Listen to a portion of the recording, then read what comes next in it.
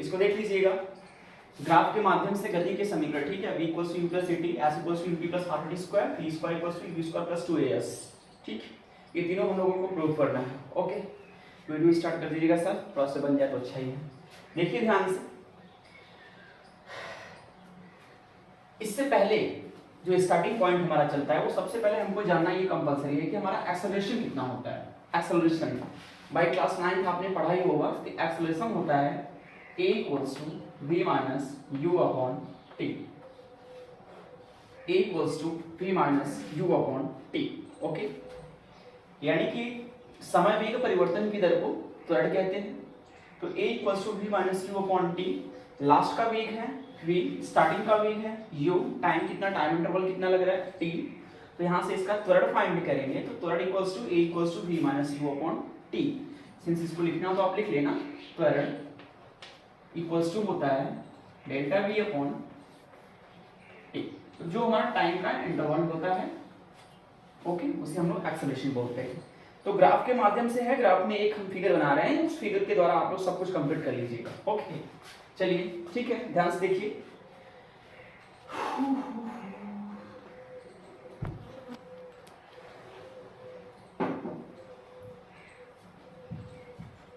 This is the point of A, and this is the point of B, and this is the point of C, and this is the point of D.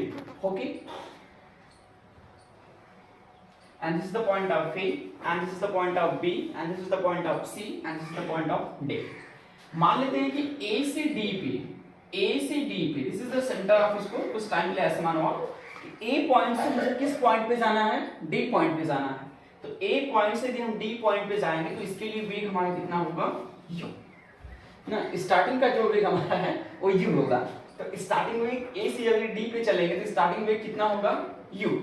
फिर इसके बाद चलते हैं यहाँ से ध्यान से, और यहाँ पे A से B पॉइंट पे हम लेते हैं यहाँ पे टाइम इंटरवल। थोड़ा सा एक बात करें, हम लोग एक्सिस के रूप में देखें, अक्ष के रूप में देखें, क्योंकि इसको हम थोड़ा सा कुछ टाइम का डिटरमिनेंट ऑफ x मानते हैं, इसको यदि हम लोग y मानते हैं, तो x पे हमेशा मेरे टाइमिंग होती है। जो पॉइंट हमारी स्थिर हो, जो पॉइंट हमारी रुकी हुई हो, उसको हम लोग यहाँ पे टाइम ऑफ t कहते हैं। जिस पॉइंट पे हमको यहाँ से चलना है, पॉइंट A से पॉइंट D पे यदि चलना है, जहाँ पे वैल्यू हमारी चेंज होती है, वो हमेशा y एक्सिस पे होता है। तो मैं t से u, time to t and u मेरा प्रारंभिक वेग है, ठीक है। t टाइम बाद, t समय बाद मेरा जो वेग है वो आप जानते हो u से कितना हो जाएगा, v। तो ये पूरा जो हमारा ये है, इसको हम v लेते हैं, यहाँ ऐसे इसको v बोलते हैं, ठीक है। u से v, आप ये भी कह सकते हो सर u छोटा है v बड़ा है, ठीक है। टाइम इंटरवल पे हमको एक्सेलरेशन फाइंड करना है ना, लूप फाइंड करना है, टेंजेंट फाइंड करना है। तो v की वैल्यू बड़ा है, u की वैल्यू छोटा है, v माइनस u करेंगे तो वैल्यू पॉजिटिव आएगा, तो प्लस आएगा तो एक्सेलरेशन होगा।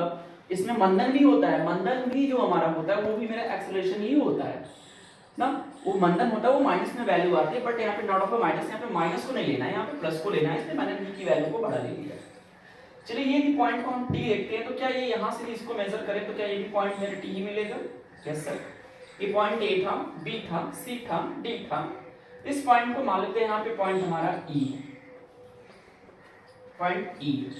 अब देखते हैं इक्वेशन नंबर फर्स्ट को लाने के लिए क्या करेंगे सर।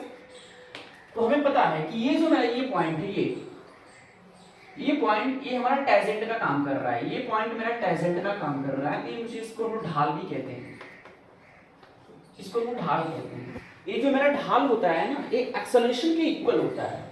जो मेरा ढाल होता है वो ढाल मेरा एक्सेलरेशन के इक्वल होता है, यानी a के इक्वल होगा, त्वरण के इक्वल होगा। ओके, तो ढाल जो हमारा है एक्सेलरेशन के इक्वल है। जब एक्सेलरेशन के इक्वल ढाल है तो क्या हम a की वैल्यू को फाइंड कर सकते हैं?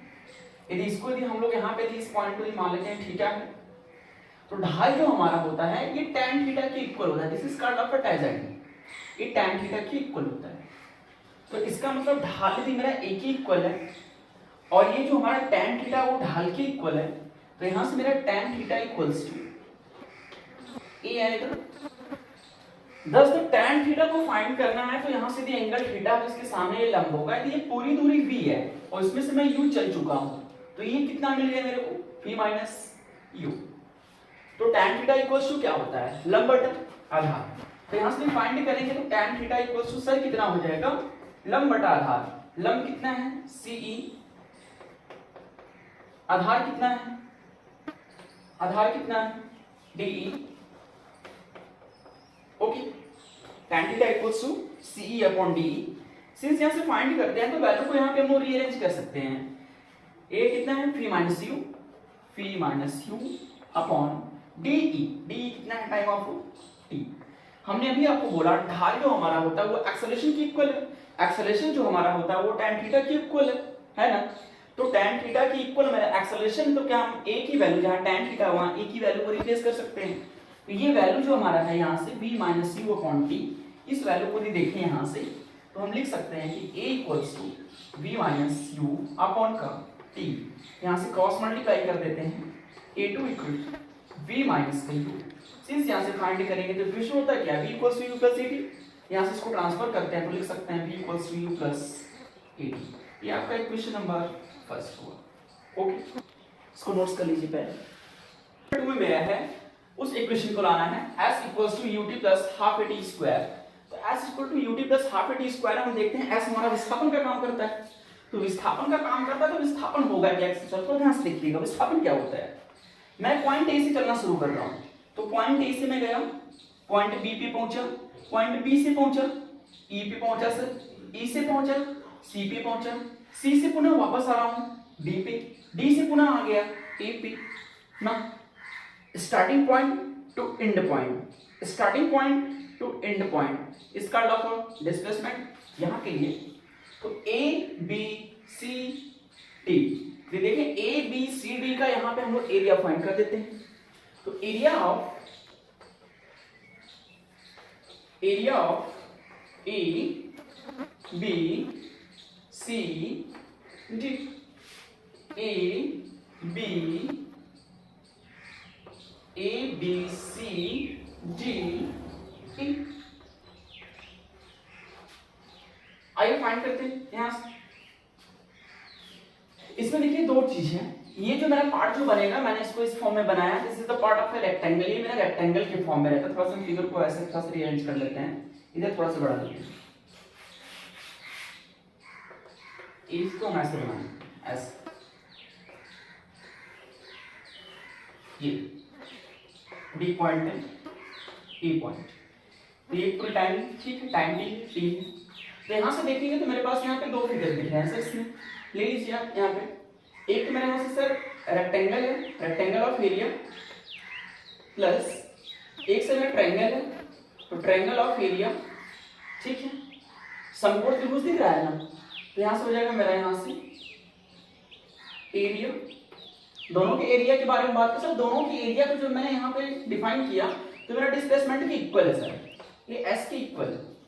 तो s equals to rectangle of area क्या होता है, रेक्टेंगल ऑफ एरिया क्या होता है l इंटू बी, लंबाई गुणे चौड़ाई।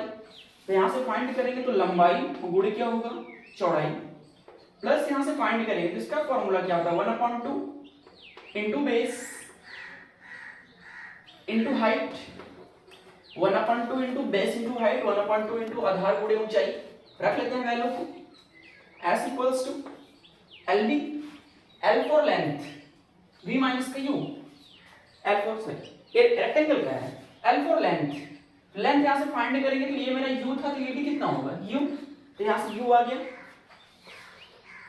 u लेंथ 40 है ना, सॉरी लेंथ 40 है, ये t है, ये u है, t इंटू कितना u प्लस का 1/2, बेस कितनी है, बेस हमारी v minus base base base base इसका कितना है t, ट्रायंगल का बेस कितना है t, हाइट कितनी है, ट्रायंगल ऑफ हाइट कितनी है, ट्रायंगल ऑफ हाइट हमारी v माइनस u है, v माइनस का u, s equals to define करेंगे तो ut प्लस का 1/2 t ब्रैकेट में v माइनस u। ये भी आपका न्यूमेरिकल्स के लिए 50% है, राइट है। इस पे भी कुछ आपके क्लास 11th में न्यूमेरिकल्स वगैरह दिए हुए हैं, ठीक है, एनसीईआरटी में, ये राइट है। क्या हम इसको रीचेंज भी कर सकते हैं यहाँ से, v माइनस u है, तो v माइनस u यहाँ पे है, इसको चेंज करेंगे तो at की इक्वल आ जाएगा।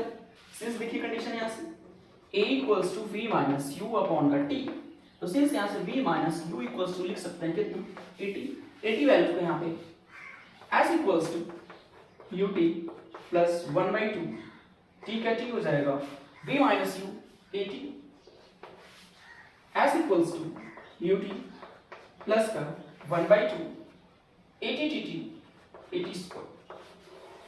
Thus the equation number 2, thus the equation number, लीजिएगा इक्वेशन नंबर थोड़ा हमारा है v square equals to u square plus का 2as, तो v square equal to u square plus 2as हम यहाँ से प्रूव करते हैं, ध्यान से देखिएगा। चलिए यहाँ से हम लोग एक फाइंड कर लेते हैं, उसका इक्वेशन होता है v square equal to u square plus का 2as, v square equal to u square plus 2as। तो देखते हैं यहाँ से इस फिगर में हम लोग क्या फाइंड कर सकते हैं। इस फाइंड में काम करते हैं सर, थर्ड इक्वेशन को लाने के लिए यहाँ पे लगा देते हैं समलंब का क्षेत्रफल। तो समलंब का यदि क्षेत्रफल फाइंड करेंगे तो कंडीशन से यहाँ से बन जाएगा, समलंब का क्षेत्रफल यहाँ से डिफाइन करना होगा हमें। तो समलंब का क्षेत्रफल फाइंड करने के लिए यहाँ से कंडीशन हम लगा देते हैं,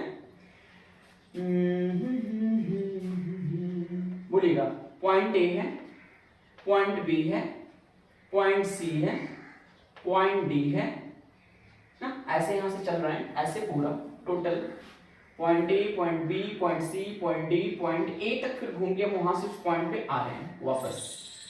तो देख रहे हैं यहाँ से इस कंडीशन में हमको बनता क्या है। तो इस कंडीशन में सर हमारा एक चीज तो बन रहा है, यदि इसका एरिया लगाएंगे, समलंब का क्षेत्रफल यदि लगाते हैं, यहाँ से लिख लेते हैं समलंब का क्षेत्रफल। तो समलंब का जो क्षेत्रफल होता है, ये समलंब का क्षेत्रफल होता है सबसे पहले कि समांतर जो भुजाएं होती हैं इनका योग। तो समांतर भुजा एक हमारी एडी मिली और समांतर भुजा एक हमारी बीसी मिली, समांतर भुजा एक हमारी एडी मिली और समांतर भुजा एक हमारी बीसी मिली। तो हो जाएगा एडी प्लस का बीसी, ये हो गया इतना। तो इनके बीच की दूरी, तो इनके बीच की दूरी कितनी है सर, इनके बीच की दूरी है डी। तो इनके बीच की दूरी कितनी है, डी है, इंटू 1/2 होता है, ये हाफ होता है, इंटू ये हाफ होता है। ओके, ये यहाँ पे हमने हाफ कर दिया।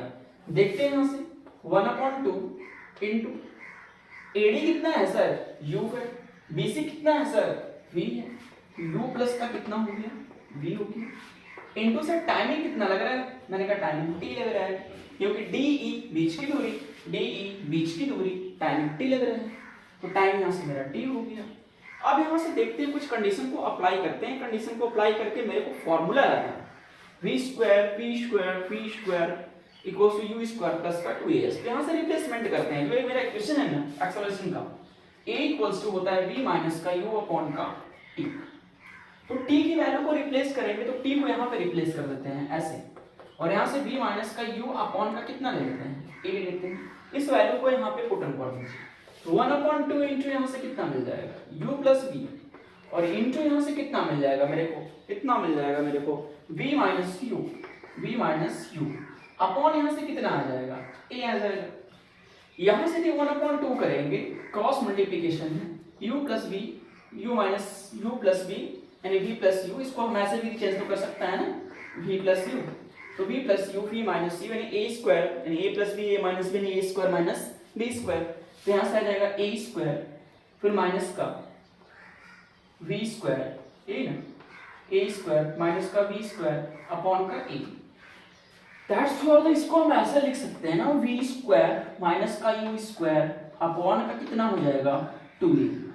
चलिए यहाँ से तो सर ठीक है, क्या ये वैल्यू किसी की इक्वल है क्या, हाँ ये वैल्यू एक चीज के इक्वल हुआ है सर, किसकी सर, मैंने कहा a से मैंने चला b, b से मैंने पॉइंट e, c, d जितना भी चला, इस सब डिस्प्लेसमेंट, सब विस्थापन, घूम के वहीं पे तो आ रहा हूँ, फिर मेरे यहाँ पे डिस्प्लेसमेंट मिला।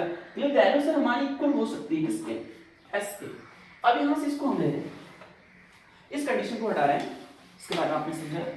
तो यहाँ से इसको क्रॉस मल्टीप्लाई करते हैं तो सर क्या मिलेगा, मिलेगा sir 2as equals to v square minus का u स्क्वायर। इक्वेशन मेरा होता है v square equals to u square plus का 2as। तो v square equal to u square, इधर मैं ट्रांसफर कर दूं, तो v square equal to u square plus का 2as। ये this is the third equation. इस प्रकार हमने देखा यहाँ पे कि थर्ड इक्वेशन भी मेरा फाइंड हुआ, सेकंड भी फाइंड हुआ, फर्स्ट भी फाइंड हुआ। आपके क्लास 11th में तो एमसीक्यू क्वेश्चन आता उसमें कैसे आता ध्यान से, यदि दे देगा ऐसे प्रूफ करने के तो हम इसको प्रूफ करेंगे, बट कंडीशन यहाँ पे ऐसी बनती है कि जैसे पूछ देगा कि फर्स्ट इक्वेशन कैसे आया, तो फर्स्ट इक्वेशन जो with relation between the acceleration वो टॉर्ड के माध्यम से आया। यदि एक्सेलरेशन मेरा फाइंड नहीं हो पाता तो हम फर्स्ट इक्वेशन को नहीं ला पाते। दूसरी कंडीशन, यदि हमने सेकंड इक्वेशन को फाइंड किया तो सेकंड इक्वेशन के अंतर्गत दो कंडीशन फाइंड हुआ सर, इसकी भी एरिया थी, इसकी भी एरिया थी, इसकी एरिया, इसकी एरिया, इस एरिया के अंतर्गत भी मुझे एक्सेलरेशन चाहिए था क्योंकि v माइनस यू है, तो ट्रांसफर करेंगे तो v minus U equals to 80, तो यहाँ पर भी एक्सेलरेशन मेरा काम किया, यहाँ भी मेरा त्वरण काम किया। थर्ड इक्वेशन के लिए फाइंड कर रहे हैं, सब कुछ मैंने कर लिया, समलंब वगैरह का क्षेत्रफल लगाया, कंडीशन ये हुआ, पूरा मैंने देखा विस्थापन की इक्वल है, बट यहाँ पे कंडीशन सर वेरीफाई कौन कर रहा है? वेरीफाई कंडीशन तो वही कर रहा है ना, एक्सेलरेशन ही कर रहा है, तो यहाँ पर मेरा काम कौन कर रहा है? एक्सेलरेशन ही काम कर रहा है, तो यहाँ पे v माइनस यू अपॉन कितना हो गया a, तो यानी कि इसमें मैंने देखा ग्राफ की विधि से यहाँ पे मेरा काम कर रहा है acceleration, but is the acceleration is the important, जब तक एक्सेलरेशन नहीं फाइंड करेंगे ये चीज नहीं मिल पाएगी। Okay done.